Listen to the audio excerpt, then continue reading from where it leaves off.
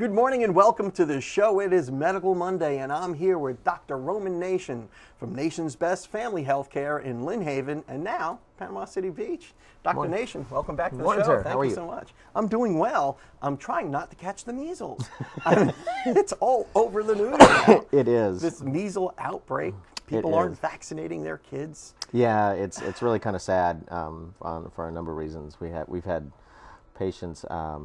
I've had parents come in and talk about that, and they ask my opinion, and I vaccinate every one of my, all of my kids that we see, and I highly encourage the adults to get revaccinated as they get older, because of all that. People have lost sight of diseases that were killing people, not more than 40 years ago, because that generation gap has kind of spanned out, and they never saw what never saw the ravages of polio. Right, exactly. And when I was a kid, I had all the childhood diseases, growing up. I guess they just didn't have the vaccines then, or they weren't widely distributed. I had all that as a kid back in the 60s, early 60s. I was going to say, I don't know the history of when those came out, because the only thing I ever got was the chickenpox, and that was because the chickenpox vaccine didn't become standard until like the mid-90s. Yeah, I had the chickenpox as a kid. My younger brother, though, on the other hand, was of an age where he didn't get any childhood diseases at all because he had all the vaccines. So it saved him a lot of angst, I suppose. Yeah. What a lot of people lose sight of is they think that measles and mumps doesn't kill people and those kinds of things. Well, actually, it does. Yeah. So do you want to be responsible for the kids that happens to? I saw a little video on YouTube with Penn and Teller explaining vaccines. Oh yeah. And parental warning. They use some salty language in it, but it's just cold hard logic. I mean, you really have to get your kids vaccinated. And plus this vaccine connection and with autism, which is really junk science in the final equation. It's ridiculous science. You had this Dr. Wakefield who's been since discredited, delicensed, and unlicensed and delicensed, but he still has a great following of people. Oh yeah. I mean, it's like the lie lives on. It's in a lot of ways there's small subcultures that have to find an enemy to explain what's going on with their child. It couldn't be just the natural laws of physics or the natural laws of biology that this unfortunate set of circumstances happened. It has to be something else. And you have folks that talk about how diet soda causes diabetes, and it's like those things, you may be more susceptible for those types of diseases with a specific set of gene pools, but on the whole, no, it does not confer that. Otherwise, it would be, if that was the case, then Diet Pepsi would have died out, and so would have Diet Coke, because guess what? Everybody's got diabetes when they drink it. It's the opposite. But the science behind vaccinations now is pretty much irrefutable. Oh, it's been proven over and over and over again. I mean, you can find YouTube videos all over the place about. There's one comical one that some lady goes to Google and says autism, measles, autism and vaccinations, and the guy says, I have one paper that says it does, and 5,000 that says it doesn't, and she goes, I knew it, and she takes away the little one. So it's all in what they want to believe, and so if you want to look for an enemy, then sure, you can point your finger at the vaccinations, but guess what? You're going to be putting a whole lot of other people at risk in the process of doing that. There's a culture out there that thinks that if it's man-made, it's bad, and if it's natural, it's good. Yeah. And that's what that argument boils down to sometimes. Yeah. And I want to talk more about that mindset with you on the other side of our local weather. And now to your Waking Up with Don weather. We'll be right back. Welcome back to the show. I'm here with Dr. Roman Nation from Nation's Best Family Healthcare, and we're talking about measles and vaccinations. There's an outbreak of measles on the West Coast right now. Oh, it's been kind of across the U.S. I think I've seen some in New York and Pennsylvania. You can find little maps on the CDC of all that stuff. And ironically enough, it isn't, people in rural areas. You find a lot of suburban areas. It's sort of the nuts and berries crowd are getting measles because they're not vaccinating their kids. I mean, you'd think you could look at it from it's the uneducated people or the people that don't have access to health care that are the ones that are getting it. No, it's actually the crowds of people that have plenty of access to health care, but they've decided not to vaccinate their child in fear of something happening to them. Because you hear really simple arguments like, I'm not going to inject poison into my child. And you hear that, and it resonates with some people. every medicine that we use has what's called a therapeutic dose and then a toxicity dose. And so you could have that argument about poison with virtually everything. You could have that argument with sugar or tea or coffee or anything. I mean, literally anything has what's, a little bit versus way too much. Coffee is my poison of choice, and, but it's not going to kill me. Well, I guess no. Well, no. Coffee by itself actually has some pretty protective effects against Alzheimer's. But tobacco is another one. Marijuana is another one. You have this whole crowd. We were talking about the man-made versus nature-made type stuff being better. Well, sugar cane is pretty much nature-made. The people that are out there that grow sugar cane, they take it right off the thing and they suck it right out of the root. That's not good for them either because it rots their teeth, just like it does in the United States or anywhere else that's otherwise civilized. Hemlock is natural. You don't want to drink much of that, I suppose. You don't want to make tea with hemlock. Yep. And we had a real interesting lecture about lots of stuff with not vaccinating your kids, and now there's doctors that are actually firing their patients because the parents won't get their kids vaccinated out in California, which I think is a pretty fabulous idea. I think it's a good idea because why would a doctor want to assume that liability of having to treat a patient who won't follow their orders? Right. Yeah, the whole non-compliance thing, and not only that, but I have this discussion with patients all the time as far as you have the right to decline them, but please make it a logical one. If you're trying to hold back and say, I've had patients say, well, I've gotten sick when I take the flu vaccine. It's like, well, yeah, 20 years ago the vaccine was a lot stronger, so it had the potential to make you more sick, and now they're a lot milder. And then we've had others that say, nope, I just don't want to do that because I've gotten sick from them before. Well, that makes sense. But when you look at some of this other stuff, like pneumonia is a huge one. Measles, mumps, rubella is another huge one. Hepatitis is a huge one. Chickenpox is a smaller one, but still a significant one. Meningococcus is another huge one. HPV, if we keep this trend going of not vaccinating your kids, we've done an extremely good job at catching cervical cancer in young women and treating it and preventing it. And we are on the verge of being able to eradicate that like we did with polio, but it's all going to end up coming back if we continue down this path of unvaccinating your kids. I mean, there are refuseniks out there who just are anti-needle, anti-drug, anti-vaccination. Right. Are there legitimately some people out there who should not get vaccines? If they're on chemotherapy, and it depends on the vaccine. So there's different types of vaccines. There's what's called live attenuated, which is kind of what the flu vaccine is, and I think MMR is like that. I know chickenpox is like that, and it is a live virus, but it's been basically calmed down. They've kind of beaten it senseless so that it's still there. Its heart's beating type thing, but it's not going to. It's not a true live virus like the native one that causes chickenpox. So your professional advice to maybe nervous young mothers is get your kids vaccinated. Get them vaccinated. If you want to take it slow, I would take it slow. My kid's mom did that. We had a lot of concern about my son with the whole autism thing, and so instead of getting them all done at the same time, we kind of spread them out a little bit, but he still got all the vaccines. And I'm 100% on board with that. Make it a logical argument, not just a knee-jerk one that says, I can't do that because something bad's going to happen to him. Yeah. It is very, very, very unlikely that's going to happen, and none of it has ever been proven to be related to vaccines. Dr. Romanation, thank you for that sound advice. And don't be scared. Don't be scared. Get your shots. Yes. We'll be right back. Welcome back to the show. I'm here with Dr. Aaron Shores from Spine and Neural Pain Specialists here in Panama City and up in Chipley. Dr. Shores, welcome back to the show. Thank you.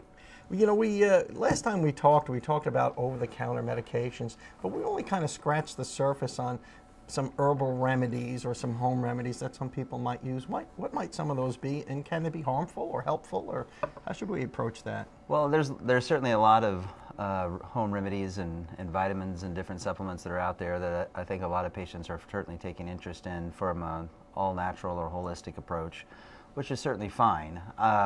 Some of them over the counter that I find that some patients really use, there's supplements called chondroitin, or hyaluronic acid, which chondroitin, which sometimes is used for osteoarthritis. The data on that, I think, from what I've seen, is about 50-50. Some folks, really find that those supplements are helpful for their knee arthritis, for example, and some folks find that it doesn't do much for them. But it's a supplement that can be purchased over the counter that a lot of patients do find relief with. But I always advise that with the supplements, because the supplements, even though they're bought over the counter and they seem natural because they're vitamins, can still have some significant side effects. So you always want to discuss the usage of those with your physician to make sure that they're safe for you. And I knew a bodybuilder friend of mine who used chondroitin because he said it helped him with his joints when he was working out. Correct. And there's some patients that I see in the office that swear by it and say that it's the only thing that's really made a big difference for their osteoarthritis. And then again, others don't find that it's very helpful for them. But that's one that I see commonly used. For certain nerve conditions or certain pain conditions, there's another supplement called coenzyme Q10, or CoQ10 as it's sometimes referred to. CoQ10. CoQ10 has a catchy name. Yeah. Again, a supplement that has some data that's evolving, but does seem to have some effect or benefit in certain pain conditions, particularly those involved with nerves. Seem to have some benefit with those. Another one that we see sometimes used, and there is some data to support its use, would be DHA or EPA, which are chemicals found in fish oil, like omega-3 and omega-6 fatty acids. I know, people take fish oil pills. They do, and there can be some cardiovascular benefits with that, but there also is some emerging data to suggest some usage in what we call neuromuscular disorders. Disorders involving the muscle and the nerve.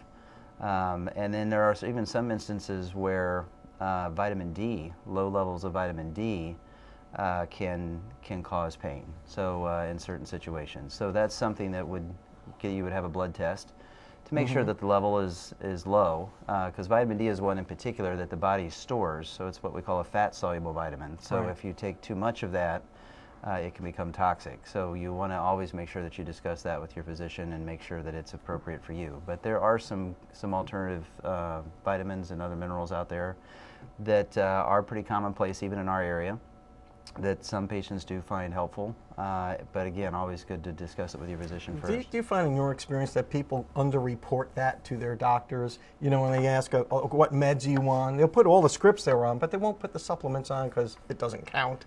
Yeah, absolutely. And in fact, in our practice, because we do quite a few interventions, some of these supplements like vitamin E or garlic, for example, which are commonly used for cardiovascular. I actually took garlic pills when I first started dating Karen. She thought I was like... Keep the vampires away. Yeah, exactly. So saying, yeah, you eat a lot of garlic, don't you? Well, yeah. But those can have some blood thinning properties. But you're right, a lot of times patients don't really consider these medications. So I always encourage patients to report all of the medicines they're taking, including vitamins and supplements, to their healthcare provider so that they can make informed decisions about their health care. So it all counts. Dr. Aaron Shores, thank you so much for coming on the show and getting us smart on supplements. Thank you. And we'll be right back. Welcome back to the show. I'm here with Lori Becerra from Superior Residences here on Panama City Beach. Lori, welcome to the show, or welcome back to the show. So good to see you again. Good to see you. Thank you for having me. Now, Superior Residences, how would you describe that? We are the area's newest and premier resort-style senior living community. Yeah, I want to call this segment a senior moment, because I was like, oh, what do you call that place again? Yeah, Superior Residences. But it's a senior living community. Yes, sir. And here's the thing about senior living communities. I guess they're not all created equal. No. There are different levels of care in different facilities. Yeah. But there are some common misconceptions, aren't there? Yes, there about senior living facilities. Yes. And what might some of those be? A lot of people fear losing their independence. They want to still maintain their independence, but they fear when they're making a decision to move into, a senior living community, that they're going to lose their independence and their ability to make certain decisions about their lives day to day and their care. So I would say that that's probably one of the biggest ones. And the difference there is that we empower them to still have their independence. We want them involved in their day-to-day decisions. We want them to feel, like it's good for them. I mean, it's to be able to enjoy their retirement. For elderly people, particularly if they have some cognitive issues, they may not be too receptive to the idea of moving out of their home that they've maybe lived in for many years. Right. Maybe they have the idea of, oh, you're going to put me in a home. Right. I mean, how do you overcome that obstacle of this perception that maybe some seniors have? A lot of it is education, because people still have this vision of it being very facility-like. They're afraid of being institutionalized. We're being placed or put somewhere. away. We're being put aside because family doesn't have time for us.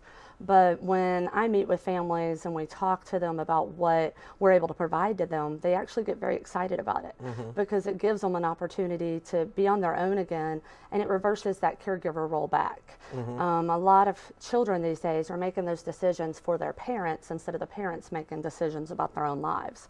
And it kind of puts things back in that, reverse role to where they get to have that, independence. They get to enjoy their lives again, and they don't feel like, their son or daughter is telling them what they need to do. Yeah, well, that's true, because you hear the old saying, and we say this in my family, is that, one mother can raise 6 kids, but 6 kids can't take care of one mother.